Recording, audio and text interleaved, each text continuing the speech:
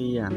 Zina secara bahasa berasal dari kata zana dan yasni, yaitu hubungan badan antara laki-laki dan perempuan yang sudah balik tanpa adanya ikatan pernikahan yang sah sesuai dengan tuntunan agama Islam. Zina secara harfiah berarti fahisah, yaitu perbuatan keji.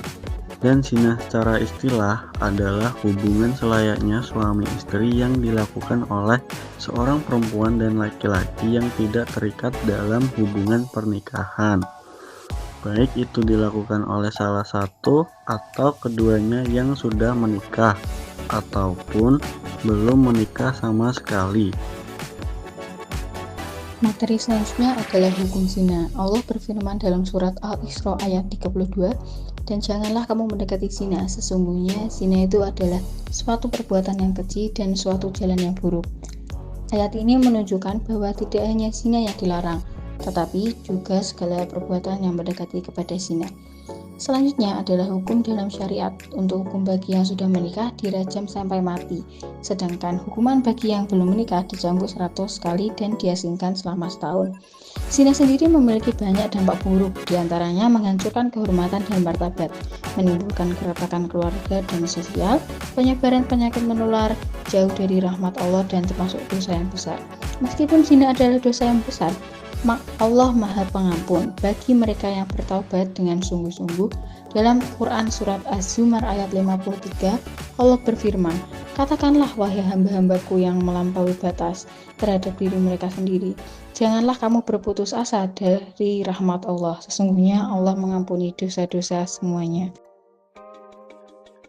Dalam Quran surat Al-Isra ayat 32, yang dimana artinya, dan janganlah kamu mendekati zina, sesungguhnya zina itu adalah sesuatu perbuatan yang keji dan satu jalan yang buruk. Isi dari kandungan Quran surat Al-Isra ayat 32 yakni larangan Allah dalam berbuat zina karena hukumnya haram dan dapat merusak individu, masyarakat, dan kehormatan manusia. Lalu ada pula dari Quran surat An-Nur ayat 2 yang artinya perempuan yang berzina dan laki-laki yang berzina, maka derelah tiap-tiap seseorang dari mereka 100 kali dera, dan janganlah belas kasihan kepada mereka menghalang kamu untuk menjalankan agama Allah. Isi dari kandungan Quran surat An-Nur ayat 2 ini adalah yang pertama, perintah Allah SWT untuk menghukum cambuk sebanyak 100 kali sebagai peringatan. Yang kedua, pada pelaksanaan hukum, pihak yang berwenang diharuskan tegas dan dilarang berbelas kasihan. Yang ketiga adalah hukuman hendaknya disaksikan oleh masyarakat. Hukuman pelaku perbuatan zina.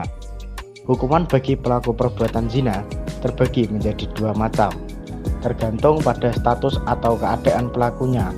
Apakah pelaku perbuatan zina itu sudah berkeluarga atau zina muhsan, ataukah belum berkeluarga, ghairu muhsan. Maka akan membedakan jenis hukuman yang diberlakukan kepadanya, yaitu A. Hukuman untuk perbuatan zina muhsan sebagaimana dijelaskan sebelumnya, bahwa zina muhsan adalah perbuatan zina yang dilakukan oleh laki-laki dan perempuan yang sama-sama sudah menikah. Hukuman untuk pelaku zina muhsan adalah yang pertama, hukuman dera atau dicambuk sebanyak 100 kali. Kedua, hukuman rajam, yaitu hukuman mati dengan cara dilempari batu atau sejenisnya. B. Hukuman untuk perbuatan zina ghairu muhsan. Zina ghairu muhsan adalah perbuatan zina yang dilakukan oleh perempuan dan laki-laki yang belum menikah. Adapun hukuman untuk pelaku zina ghairu muhsan adalah 1. Apabila pelaku zina ghairu muhsan adalah gadis dan berjaga, yang hukumannya adalah dera atau cambuk 100 kali dan diasingkan dari wilayah tempat tinggalnya. Kedua, apabila pelaku zina ghairu muhsan adalah janda dan duda, maka hukumannya adalah dera 100 kali dan hukuman rajam hingga meninggal dunia. Nah, selanjutnya C. Hukuman perbuatan zina dalam Kitab Undang-Undang Hukum Pidana atau KUHP. Dalam pasal 284 KUHP, pelaku perbuatan zina dapat diancam dengan hukuman 9 bulan penjara. KUHP menganggap bahwa hubungan badan antara laki-laki dan perempuan di luar perkawinan adalah zina. Namun, tidak semua perbuatan zina dapat dihukum. Perbuatan zina yang dapat dihukum adalah perbuatan zina yang dilakukan oleh laki-laki dan perempuan yang sudah menikah. Berikut ini unsur-unsur bagi para pelaku yang akan mendapatkan hukuman. Yang pertama, melakukan zina secara sengaja atau di luar nikah.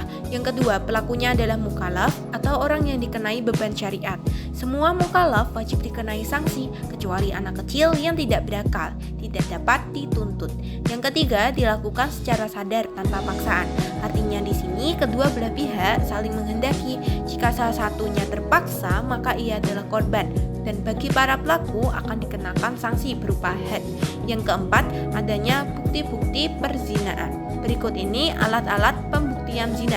Yang pertama, ada saksi. Menurut ijma ulama, saksi dalam tindak pidana zina ialah berjumlah 4 orang laki-laki, beragama Islam, balik, berakal sehat, hifzun atau mampu mengingat, dapat berbicara, bisa melihat dan juga adil. Apabila satu saksi perempuan, maka perempuan tersebut harus 2 orang sehingga baru dapat dikatakan sebagai saksi. Atau 1 orang laki-laki dapat digantikan dengan 2 orang saksi perempuan. Yang kedua, ada pengakuan.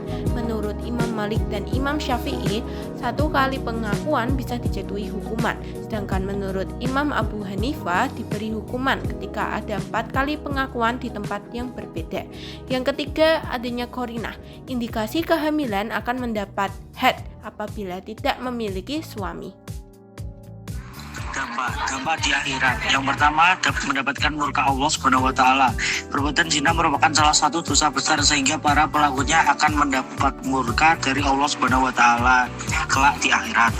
Yang kedua, ada hisab yang berat. Pada hari kiamat, pelaku zina akan menghadapi perhitungan amal yang berat dan menyesali perbuatan ketika diperlihatkan betapa besarnya dosa zina yang pernah mereka lakukan. Yang ketiga, ada siksa yang pedih. Pelaku zina akan mendapatkan siksa yang berat dan pedih di akhirat, termasuk ancaman kekal di neraka jahanam jika tidak bertobat dengan sungguh-sungguh. Yang kedua dan yang selanjutnya ada dampak di dunia. Dampak di dunia yang pertama, kehilangan kewibawaan dan kehormatan. Pelaku zina akan kehilangan kehormatan, martabat, dan harga dirinya di tengah masyarakat. Mereka mungkin dijauhi atau dikucilkan oleh lingkungan sekitarnya. Yang kedua, ada kefakiran. Perilaku zina dapat dibawa pelakunya menjadi miskin karena mereka mungkin mengeluarkan biaya untuk memenuhi hasratnya yang pada akhirnya dapat menyebabkan kemiskinan. Yang ketiga, penyakit menular seksual. Zina meningkatkan risiko terkena penyakit menular seksual seperti HIV atau AIDS, sifilisis, dan gonore yang dapat membahayakan kesehatan dan pendek umur. Yang keempat, keturunan tidak jelas. Perzinahan dapat menyebabkan ketidakjelasan garis keturunan atau nasab yang berdampak pada status hukum dan sosial anak yang dilahirkan. Pembiasaan. 1. Menjaga pergaulan yang sehat dan beretika. Semakin majunya perkembangan teknologi akan semakin mempermudah masyarakat, terutama generasi muda untuk bergaul, apalagi dengan keberadaan smartphone dan media-media lainnya. Hal ini tidak diikuti dengan pemahaman, kesadaran sesuai dengan norma-norma agama, maka bisa mendorong seseorang untuk terjerumus pada pola pergaulan bebas. 2. Menutup dan menjaga aurat. Bagian tubuh yang harus terlindung dari pandangan orang lain disebut aurat. Agama memerintahkan kita untuk menjaga aurat agar terhindar dari bahaya pergaulan bebas dan zina, dan juga terhindar dari pandangan dan nafsu lawan jenis. 3. Selektif dalam memilih teman bergaul. Apabila seseorang memilih teman yang soleh, maka ia pun akan terpengaruh menjadi baik. Kebaikan yang akan diperoleh oleh seseorang yang berteman dengan orang soleh tentu saja akan lebih besar dari aroma harum, karena ia akan mengajarkan hal-hal yang bermanfaat untuk dunia dan akhirat. 4. Menghindari dan meninggalkan tempat-tempat maksiat. Agar terhindar dari perbuatan pergaulan bebas dan zina, harus tekad di dalam hati untuk menahan diri dan menghindari keinginan untuk datang ke tempat-tempat maksiat. 5. Memanfaatkan waktu luang dengan melakukan kegiatan Jika terdapat waktu luang, hendaknya dimanfaatkan untuk sesuatu yang positif dan mendatangkan manfaat. Misalnya aktif di majelis, melakukan kajian remaja. Jika kita menyalurkan waktu positif, maka tidak lagi tersisa waktu lain untuk melakukan hal-hal maksiat. 6. Mendekatkan diri dan memperbanyak zikir kepada Allah SWT dengan cara memperbaiki kualitas ibadah, menjalankan ibadah wajib dan sunnah, maka kelak akan dipertanggungjawabkan. 7. Berpuasa sebagai perisai nafsu. Puasa adalah berlatih mengendalikan nafsu. Apabila seorang mukmin mampu mengendalikan nafsunya, maka ia akan mampu menahan berbagai larangan Allah SWT.